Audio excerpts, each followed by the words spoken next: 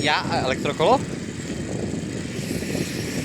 Asi se bojím, že to úplně nejde ke mně, ale zkusím se dneska podívat na to, jestli elektrokolo horské má smysl a pro koho hlavně to ten smysl dává. No ty vole, celkem fuška. Vítejte na východním Slovensku, konkrétně na Kojšové hole, a já jsem si dneska vybral elektrokolo. Proč jsem si ho vybral? No, jednoduše, protože jsem si netahal svoje kolo.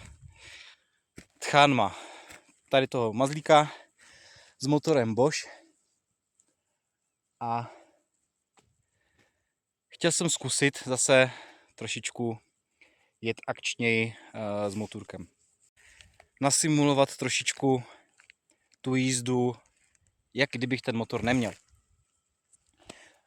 Co to znamenalo? To znamenalo, že jsem, troufám si říct, i takových 70-80% cesty jel vlastně v ekorežimu, což je vlastně první stupeň pomoci toho motoru.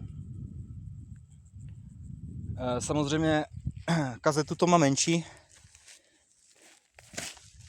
takže když už byl fakt jako velký krpal, tak jsem si přepl do režimu Tour, a když fakt byl jako extrém, tak asi minutu jsem měl ve sportu, ale to bylo fakt jako extrém, to bych to kolo i normální klasické lehké tlačil.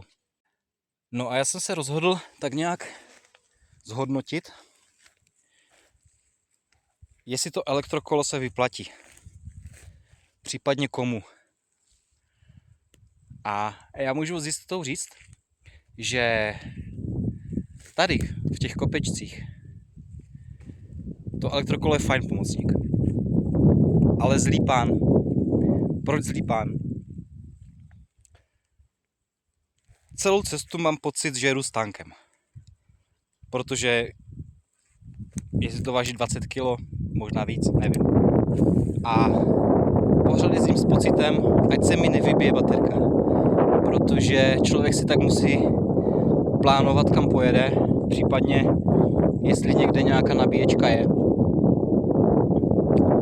A pořád tak jako vzadu v hlavě máte takový pocit, ať vám to někde nevyplivne, protože to bez baterky to asi fakt nechcete.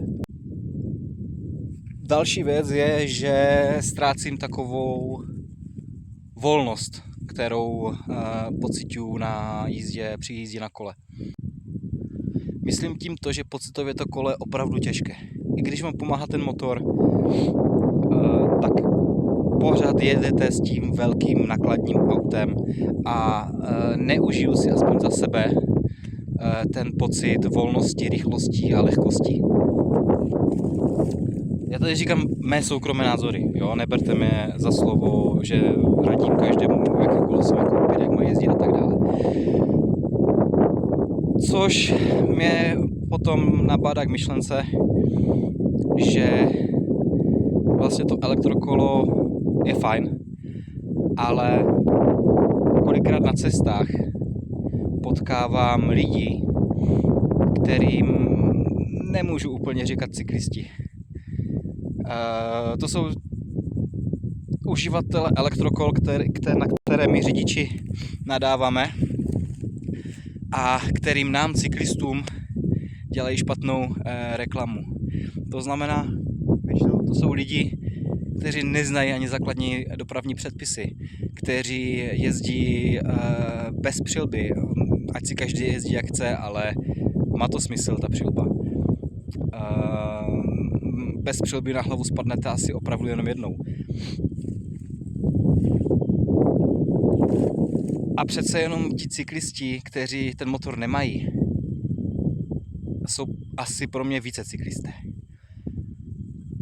Ovšem, na druhou stranu, člověk, který už je starší, má problémy s pohybem, dejme tomu váží víc kilo a tak dále, neutáhne to kolo bez motoru do kopce nebo i po rovince.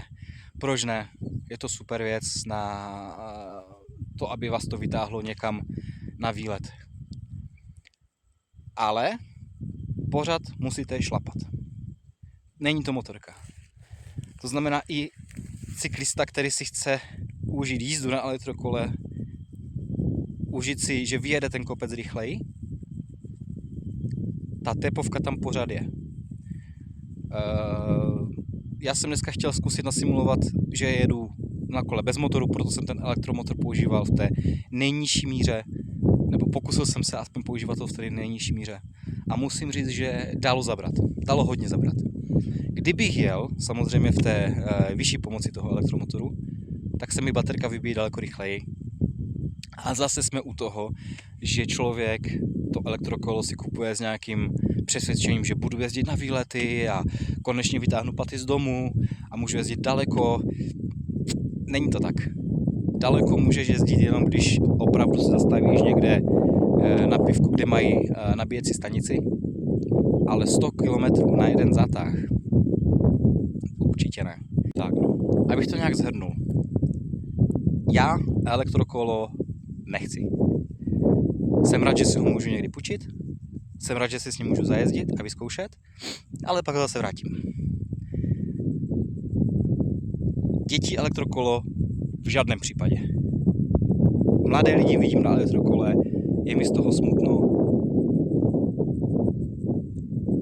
Elektrokolo opravdu pro starší lidi, pro lidi s problémy s pohybem, ale abych 13-14 leté děti viděl na elektrokolech. Ten směr se mi moc nelíbí. Můj soukromý názor, může se líbit, nemusí. A já si jdu užít, zase sjest.